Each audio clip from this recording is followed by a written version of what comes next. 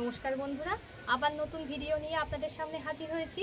আমার চ্যানেলে নতুন হয়ে থাকলে চ্যানেলটিকে সাবস্ক্রাইব করে আমার পাশে থাকবেন। চলুন আর কথা না বাড়িয়ে ভিডিওটা শুরু করা যাক। বন্ধুরা, আজ মিষ্টি কুমড়ো শাক দিয়ে একটা দুর্দান্ত রেসিপি আপনাদের সাথে শেয়ার করব। মিষ্টি কুমড়ো যেমন ভালো লাগে খেতে, মিষ্টি কুমড়ো শাকও কিন্তু খুবই ভালো লাগে খেতে। শাকটাকে কিন্তু ঠিক এইভাবেই কেটে নেয়। আমরা কম বেশি সকলেই জানি কুমড়ো শাক কাটতে। আর যারা কুমড়ো শাক কাটতে জানেন না, তারা কিন্তু আজকের ভিডিওর মাধ্যমে সম্পূর্ণ কুমড়ো শাক কাটা দেখে নিতে পারেন। আমি কিন্তু কুমড়ো শাকের পাতাগুলো ফেলবো না, পাতাগুলোকেও নিয়ে নেব। এইভাবেই প্রথমে ডাঁটির দিকটা কেটে নিতে হয়, আর ডাঁটিতে একটা আঁশ থাকে, সেটাকে কিন্তু এইভাবেই টেনে নিতে হয়। কুমড়ো শাক কাটা কিন্তু খুবই সহজ। এইভাবেই সব শাকগুলোকে কেটে নেব। আর সব পাতা নেব না, কচি কচি দেখে পাতাগুলোই নেব। কুমড়ো শাকগুলো কাটা হয়ে গেছে। এবার চলুন কুমড়ো শাকগুলোকে ধুয়ে রান্নাটা বসিয়ে দেওয়া যাক। আমি শিলনোড়া নিয়ে নিয়েছি।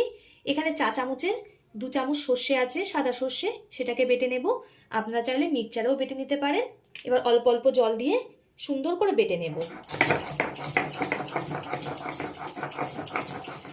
শিলনোড়ায় বাটতে একটু কষ্ট হয়। শিলনোড়া বাটার মশলায় তরকারি খেতে খুবই ভালো লাগে। আমি একবার বেটে নিয়েছি, তাতেই কত সুন্দর মিহি হয়ে গেছে। আর একবার বেটে নেব, তাতে একেবারে পুরো মিহি হয়ে যাবে। অল্প অল্প করে জল দিয়ে বারে বারে বাটতে হবে। সর্ষেটা দেখুন আমার সব বাটা হয়ে গেছে, আর কত সুন্দর মিহি হয়েছে। এবার সর্ষেটাকে এই বাটির মধ্যে তুলে নেব। আমি এই বাটিটাতে সব সর্ষে তুলে নিয়েছি। শাকগুলো আমি কেটে পরিষ্কার করে ধুয়ে নিয়েছি। শাকগুলো কিন্তু খুব ভালোভাবেই ধুতে হবে। যেহেতু রান্নাটা আমি উনানে করব, উনানের চালটা ধরিয়ে কড়াটা বসিয়ে দিয়েছি গরম হতে। কড়াটা গরম হয়ে গেছে। গরম করার মধ্যে দিয়ে দেব সর্ষের তেল। এই রান্নাটা অবশ্যই সর্ষের তেলে করবেন, তাহলে খেতে বেশি ভালো হবে। তেলটা খুব ভালো রকম গরম হয়ে গেছে। এই গরম তেলের মধ্যে দিয়ে দেব 5 ফোড়ন আর 2টো চিকিয়ে রাখা কাঁচা লঙ্কা। এখানে আমি 2টো বড় সাইজের আলুকে খুব গোটা গোটা করে কেটে নিয়েছি, সেটাকে দিয়ে দেব। আলুটা আপনারা আপনাদের পরিমাণ মতো দিয়ে দেবেন। এবার আলুর মধ্যে দিয়ে দেব একই রকমভাবে কেটে রাখা একটা ছোট সাইজের পেঁপে।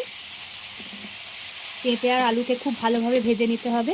এমনটা না বন্ধুরা, আমি পেঁপে আলু দিয়েছি বলে আপনাদের পেঁপে আলুই দিতে হবে। আপনাদের কাছে যে সবজি থাকবে সেই সবজি দিয়েই করতে পারেন, খুবই সুন্দর লাগবে খেতে। খুব ভালোভাবে ভেজে নেব। আলু আর পেঁপে 5 মিনিট মতো ভেজে নিয়েছি। এবার এতে দিয়ে দেব স্বাদ মতো লবণ। এই লবণটা দেওয়ার ফলে আলু আর পেঁপে খুব ভালোভাবে নরম হয়ে যাবে। আবারও ভেজে নেব। পেঁপে আর আলু খুব ভালোভাবে ভাজা হয়ে গেছে। এই শাক চচ্চড়িতে বন্ধুরা খুব একটা বেশি তেল মশলা লাগে না, অল্প তেল মশলায় হয়ে যায়, কিন্তু খেতে হয় অসাধারণ। এবার এতে দিয়ে দেব পরিমাণ মতো হলুদ গুঁড়ো। বন্ধুরা, এই মিষ্টি কুমড়ো শাকের রেসিপি যদি একবার করেন, এই একই রকম পদ্ধতিতে সবাই আঙুল চেটে খাবে, এতটাই দারুণ হয়। এবার এতে দিয়ে দেব জল। আমি জল দিয়ে দিয়েছি। এবার যে শাকটা কেটে ধুয়ে রেখেছিলাম সেটাকে দিয়ে দেব।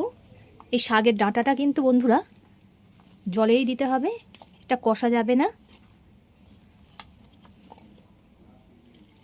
জলটা একটু গরম হলেই দিতে হবে। আমি কিন্তু পাতা ডাঁটা সব একসঙ্গে দিয়ে দিয়েছি। সব শাকগুলো আমি দিয়ে দিয়েছি। এই পাতা ডাঁটা একসঙ্গে দিলে খুবই ভালো লাগে খেতে। আপনারা তো মিষ্টি কুমড়োর ডাঁটা অনেক রকম পদ্ধতিতেই খেয়েছেন, এই পদ্ধতিতে একবার বানিয়ে দেখবেন।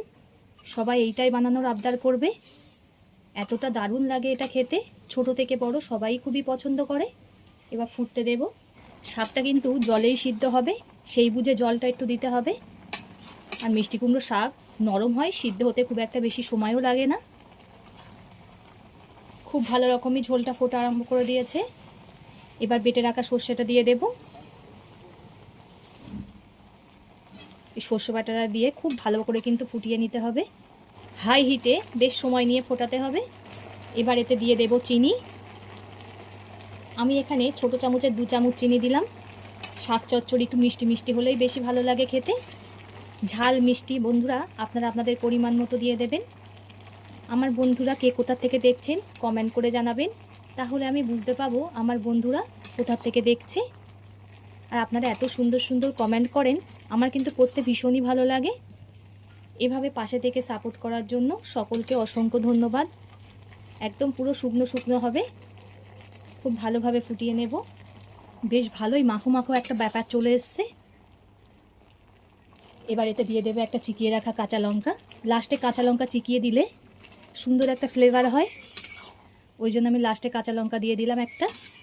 এই কুমড়ো শাকের রেসিপি যে কোনো নিরামিষ দিনে করবেন বন্ধুরা, দারুণ লাগে কিন্তু খেতে। আর এই কুমড়ো শাকের ডাঁটা চিবোতে তো অনেকেই খুবই ভালোবাসে, আর এই পদ্ধতিতে করলে আপনাদের স্বাদ মুখে লেগে থাকবে, এতটাই দারুণ লাগবে। ঘরোয়া মশলা দিয়েই সব কিছু হয়ে যায়। ঝোলটা কিন্তু একেবারে শুকিয়ে গেছে, দেখেই বুঝতে পারছেন। ঠিক এমন শুকনো শুকনোই কিন্তু নামাতে হবে।